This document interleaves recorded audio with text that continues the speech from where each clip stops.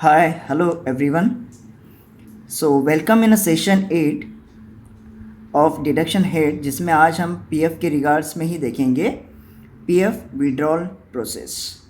Okay, so please this is my kind request कि आप bell icon पे click करके सब्सक्राइब कर लीजिए, जिससे कि इसके पहले जो सेशन हुआ है सेशन 7, 6, इसमें पीएफ के रिलेटेड काफ़ी डिटेल में चीज़ें बताई गई हैं. सो उसमें काफ़ी फॉर्म्स के बारे में भी बताया गया कि कौन सा फॉर्म किस चीज़ के लिए अप्लीकेबल है.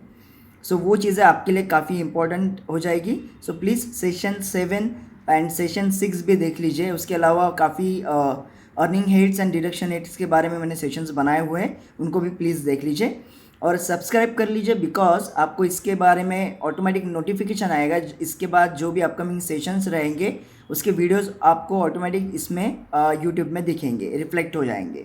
ओके, सो नाउ हम देखते हैं आज पीएफ विड्रॉल प्रोसेस.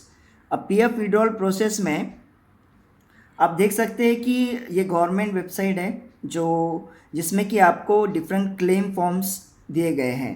मैंने सेशन 7 में अर्लियर सेशन में ही बताया गया है इसमें कि डिफरेंट फॉर्म कौन कौन से हैं. इवन इसमें मैंने डिफाइन भी करके दिया था सेशन 7 में कि Aadhaar and non Aadhaar composite claim forms कौन से हैं. तो यहाँ आप देख सकते होंगे कंपोजिट क्लेम फॉर्म्स दिख रहे हैं आपको, आधार एंड नॉन आधार वाले दोनों भी दिख रहे हैं.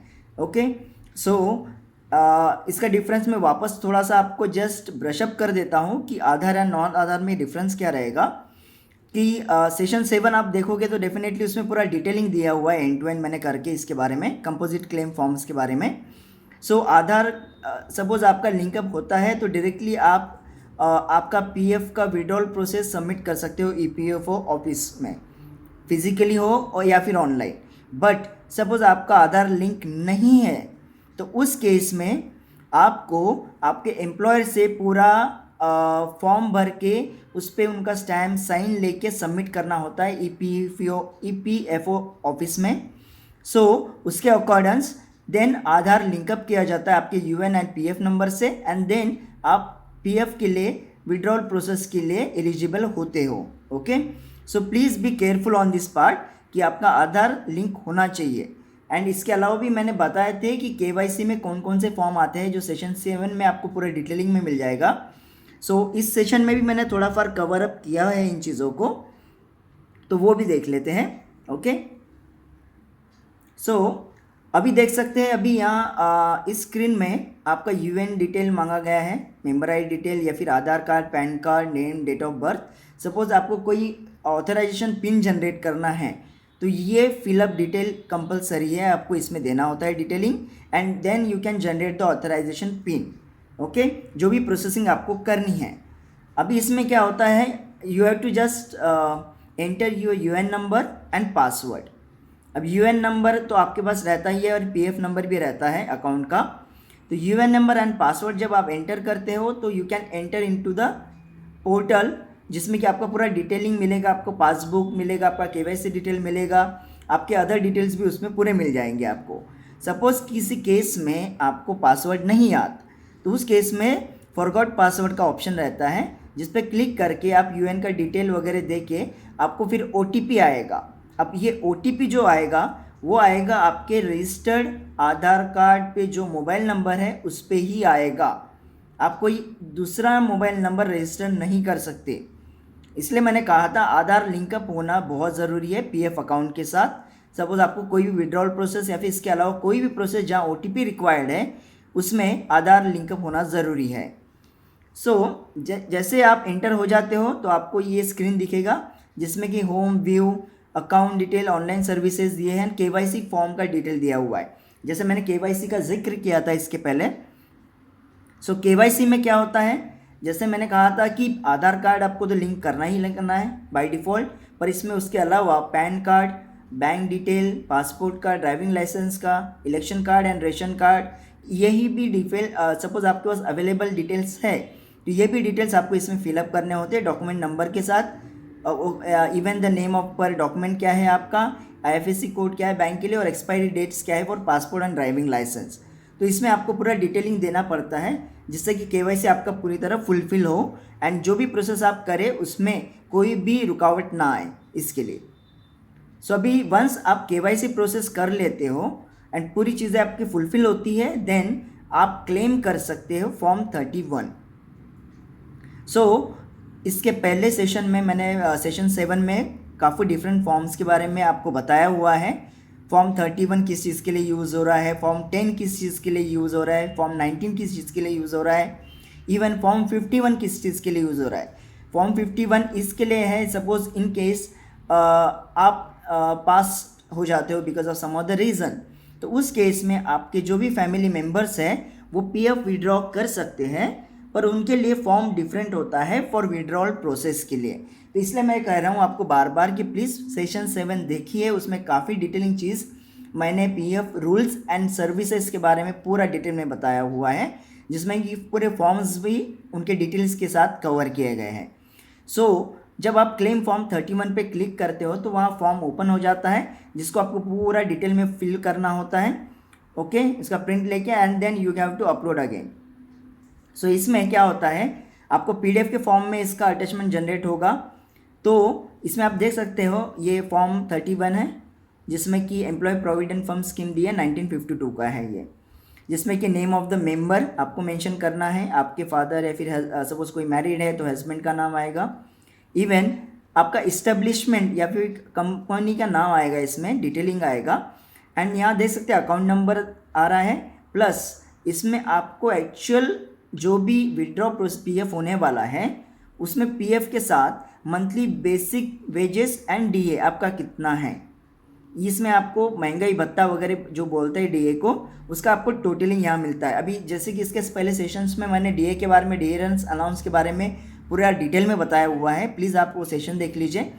डीए अप्लीकेबल है पीएसयूज एंड गवर्नमेंट एम्प्लॉयज़ को, not for the private limited company employees. Okay, so इस केस में आपको यहाँ जो बेसिक सैलरी प्लस डीए है उसका टोटलिंग आपको यहाँ दिखाना होता है। ओके, कितना आ रहा है कितना नहीं आपका। उसके अलावा पोस्टल एड्रेस वगैरह है, ये करीबन 4 पेज का फॉर्म है। सो ये सेकंड है जिसमें एड्रेस वगैरह आपको देना है। इवन आपका जो भी पूरा बैंक डिटेल है इसमें आपको फर्निश डिटेल करके देना है, जिससे कि आपका पीएफ जब भी डिसबर्समेंट होगा तो उस particular account of the bank में वो सबमिट होगा। ओके, जिससे कि आपको एसबी अकाउंट जो रहता है आपका सेविंग बैंक अकाउंट, उसका नाम, ब्रांच, आईएफएससी कोड वगैरह ये पूरा डिटेलिंग इस फॉर्म में आपको देना होता है। ठीक है, इसके अलावा अभी कुछ चीज़ें होती हैं एम्प्लॉयर को फर्निश करनी होती है, मतलब इन्फॉर्मेशन देनी होती है। तो ये पेज नंबर 3 है जिसमें एम्प्लॉयर को खुद की डिटेल इस्टेब्लिशमेंट का देना होता है। Okay, so this is the 4th page जो फॉर्म 31 का है, जिसमें कि यहाँ payment of advance under part भी आता है। ओके, एंड इसमें ये डिटेल यूज़ रहता है internal for the EPFO office के लिए। तो ये इसके ब्याह पे पूरा आपका प्रोसेस किया जाता है पीएफ। नाउ जैसे आप फॉर्म को फुलफ़िल कर लेते हो ऑनलाइन क्लेमिंग फॉर्म में, उस केम में आपका मेंबर डिटेल्स, एम्प्लॉय का नाम, डेट ऑफ बर्थ, फादर का नेम, मोबाइल डिटेल आपका आता है। केवाईसी डिटेल में जो मैंने जिसके पहले कहा था कि आधार नंबर कंपलसरी है, तो आधार नंबर उसमें आपको मेंशन करना होता है, pan card number, bank account number जो वेरीफाई किया जाता है। जैसे ही वेरीफाई होगा तभी ये प्रोसेस आगे बढ़ेगी, एल्सवेयर ये आगे नहीं बढ़ेगी। आपको वेरिफिकेशन उसमें देना होता है बैंक अकाउंट नंबर के लिए। आईएफएससी कोड भी आपको मेंशन करना है, branch name and address of the bank. Okay, even service details कुछ है, member ID, date of joining है आपका। ओके, ईपीएस का या फिर पेंशन के रिलेटेड कोई date of joining, date of exit भी आपको इसमें मेंशन करना होता है, रीज़न फॉर लिविंग भी मेंशन करना होता है। ओके, क्योंकि अर्लियर सेशन में आप देखोगे तो एग्जिट डेट क्यों इंपॉर्टेंट है पीएफ अकाउंट में अपडेट करना, ये मैंने सेशन 7 में बताया हुआ है, प्लीज़ आप उसमें देख लीजिए। इसलिए यहाँ देखिए सर्विस डिटेल में पीएफ सर्विसेज मैंने अर्लियर सेशन में कवर किया हुआ है फुल्ली। सो आपको यहाँ दिख रहा है सर्विस डिटेल भी मांगा गया है, जिसमें रीज़न ऑफ लिविंग, आपका date of exit, date of joining, हर वो चीज़ आ रही है इसमें। सो प्लीज़ सेशन 7 को एक बार आप देख लीजिए, जिसमें कि आपको डिटेलिंग इसका मिल जाएगा। जैसे आप ये प्रोसेस कर लेते हो, वेरीफाई हो जाता है बैंक अकाउंट नंबर, देन आपको अंडरटेकिंग सर्टिफिकेट ऑफ अंडरटेकिंग में येस और नो से एग्री करना होता है। आपने सपोज येस कर दिया है तो उस केस में अभी कुछ चीज़ें हैं, proceed for online claim button के लिए आ जाता है, तो आप प्रोसीड हो जाओगे उस चीज़ पे। पॉइंट नंबर 9 में आप देख सकते हो 2 चीज़ें हैं। In the form only those options that are applicable to you will show from the I want to apply tab select करना है आपको। क्लेम यूनिट फुल, एक तो इसमें मैंने इसके पहले बताया था आपको 3 टाइप से आप PF विड्रॉ कर सकते हो अर्लियर सेशन में। इसमें आप एक तो फुल्ली सेटलमेंट भी कर सकते हो, ओके। पर फुल सेटलमेंट के कुछ क्लॉज हैं कि वो क्लॉज मैंने सेक्शन 7 में बताए हुए हैं। सेक्शन 7 में इवन फॉर द पार्शियल आपका कुछ होता है विड्रॉल, तो उसके बारे में काफ़ी सारे क्लॉज है, मैरिज के रिलेटेड या फिर आपके बच्चे के एजुकेशन के लिए आप ले रहे होंगे या फिर हाउस लोन के लिए या फिर कोई लैंड परचेस करना है। डिफरेंट पर्पजेस में डिफरेंट क्लॉज दिए गए हैं for the partial withdraw of the PF, तो वो प्लीज़ एक बार सेशन 7 देख लीजिए। एंड इसके अलावा भी पेंशन का विड्रॉल प्रोसेस भी इसमें दिया गया है, ओके। जैसे कि फॉर्म 31 आपका सिलेक्ट करते हो, आप अमाउंट जो भी आपका रहता है आप प्रोसीड करने के लिए इसमें देते हो अमाउंट कितना चाहिए आपको, द रीज़न टू विड्रॉ, ये रीज़न भी बताने होते हैं आपको विड्रॉल के लिए, क्यों कर रहे हो, पार्शियल कर रहे हो तो उसके रीज़न, फुल्ली कर रहे हो तो उसके रीजंस, ओके। या फिर आपको कोई पेंशन के रिलेटेड करना है तो उसके रीजंस आपको देने हैं इसमें, ओके। एंड देन सबमिट करना है एप्लीकेशन। अभी नीचे कुछ चीज़ हाईलाइट की है मैंने, इसमें मेंशन किया है once you are submitted the application the EPFO में reach out to your further documents और स्कैन कॉपीज़ के लिए आपको EPFO बोल सकता है। सपोज़ किस केस में KYC के कुछ फॉर्म्स आपने फुलफिल नहीं किए या फिर उसके अलावा EPFO ऑफिस को आपके फॉर्म्स रिक्वायर्ड हैं to fulfil on process your withdraw of the PF, तो उसके लिए वो आपको कनेक्ट कर सकते हैं for the further request of the documents या फिर स्कैन कॉपीज़ आपसे मंगवा सकते हैं उसके, ओके।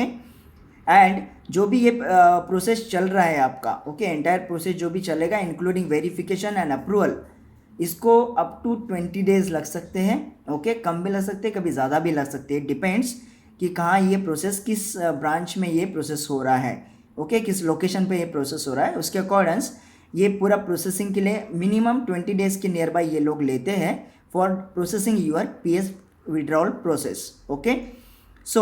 ये पूरा इसमें मैंने कवर किया है।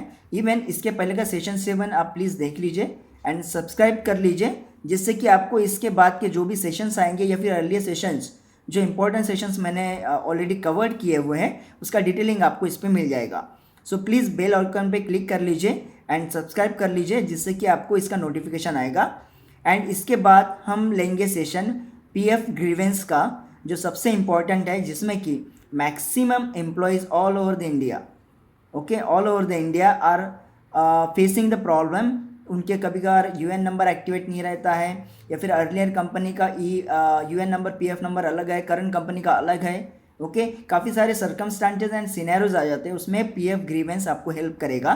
प्लीज़ वो सेशन आप देख लीजिएगा एंड प्लीज़ नोटिफिकेशन पे, जब आपको नोटिफिकेशन इसका चाहिए कि जब भी ये अपलोड होता है मेरे साइट से, तो प्लीज़ आप बेल आइकॉन पे क्लिक करके सब्सक्राइब कर लीजिए please. Thank you very much for the timing.